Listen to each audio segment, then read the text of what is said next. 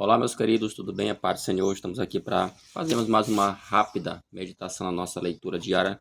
Hoje, terça-feira, que tem como base Atos capítulo 11, versículo 26. E o tema aqui é: ser cristão significa ser discípulo e seguidor de Cristo. O que é que diz esse texto? Versículo 26 de Atos capítulo 11 diz as seguintes palavras: E, quando o encontrou, levou-o para Antioquia. Assim, durante um ano inteiro, Barnabé e Saulo se reuniram com a igreja e ensinaram a muitos.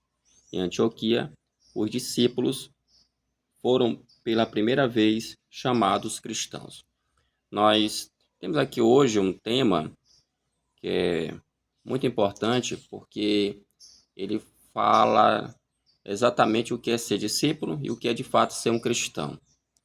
O pastor Ronaldo Lindório, em seu livro Antropologia Missionária, ele tem um capítulo que ele trabalha a questão entre o que é ser discípulo e o que é alguém que é catequizado. Tem pessoas na igreja que são catequizadas, ou seja, elas são treinadas, doutrinadas a seguir uma determinada instituição. Elas não seguem a Cristo, elas seguem aquela instituição. E tem pessoas que de fato são discípulos de Cristo, que é o caso aqui, o que nos mostra o nosso texto de Atos capítulo 11, versículo 26. Eu fiz aqui algumas anotações bem rápidas. A primeira é a união de dois grandes professores. Você vê aqui nesse texto, mostra Barnabé e Paulo. Nessa ordem, Barnabé e Paulo. Eles vão andar um certo período juntos, depois eles vão se separar, mas no início Barnabé e Paulo andavam juntos. E quem foi Barnabé? Barnabé era conhecido na igreja primitiva como um homem muito justo, muito piedoso. Inclusive o nome dele significa filho da consolação, né? Filho do descanso. Barnabé, ele é aquele Barnabé que o livro de Atos fala, de um homem que vendeu uma propriedade, um terreno, né? Ele pegou esse dinheiro e colocou aos pés dos apóstolos para ajudar os necessitados.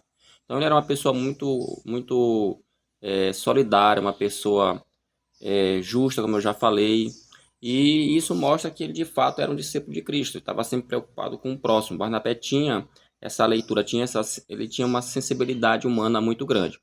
Outro ponto importante da vida de Barnabé que foi ele o responsável por pegar Paulo, que vocês sabem que no início do ministério de Paulo, até mesmo já Paulo já bem, digamos assim, conhecido no meio das igrejas, muitas igrejas não reconheciam o ministério de Paulo. E no início isso foi até pior, por causa do testemunho, o medo que os primeiros cristãos tinham de Paulo, devido ao que ele fez, né? Você sabe que no início ele, antes de ser cristão, ele matou, ele prendeu pessoas, então isso causou um certo pânico na vida das pessoas. Mas foi Barnabé que assumiu a responsabilidade pela vida de Paulo, apresentou aos líderes. Muito provavelmente ele foi quem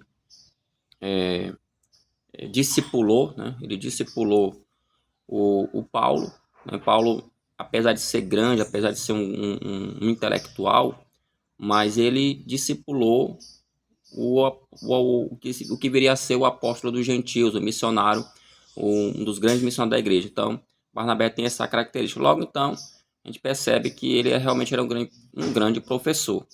E Paulo dispensa comentário, né? Todo mundo sabe que é muito mais fácil falar de Paulo do que de Barnabé, porque mais da metade do Novo Testamento aí foi escrito pelo apóstolo Paulo, seu empenho em viagens missionárias, um grande teólogo, um grande pregador.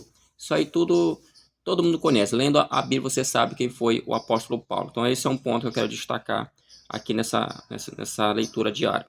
O segundo ponto é que aconteceu um grande fenômeno religioso naquela cidade, na cidade de Antioquia. Os dois professores, diz o texto bíblico, eles ficaram ali por mais de um ano ensinando aquela igreja. Ela se tornou uma igreja forte, né? Uma igreja realmente madura, uma igreja centrada, a ponto que as pessoas, os incrédulos, começaram a olhar para os discípulos e identificaram neles algo diferente, porque no início da história da igreja, os cristãos eles eram confundidos com os judeus, tá? Era porque muita gente que estava se convertendo vinha do judaísmo para o cristianismo.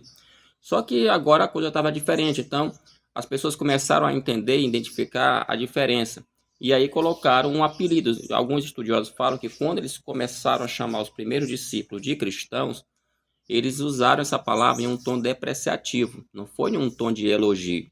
Mas o certo é que acabou pegando. Isso mostra o quê? Que o ensino de Paulo e de Barnabé, ou de Barnabé e Paulo, foi tão bom, foi tão um ensino tão correto e tão produtivo que as pessoas começaram a se parecer realmente com Cristo, tá?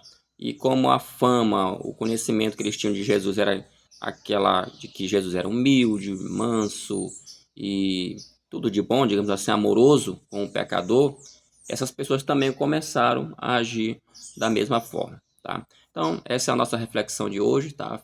Espero que você tenha compreendido. Desejo que você tenha um bom dia, fique na paz e até a próxima, assim Deus quiser, em nome de Jesus. Amém.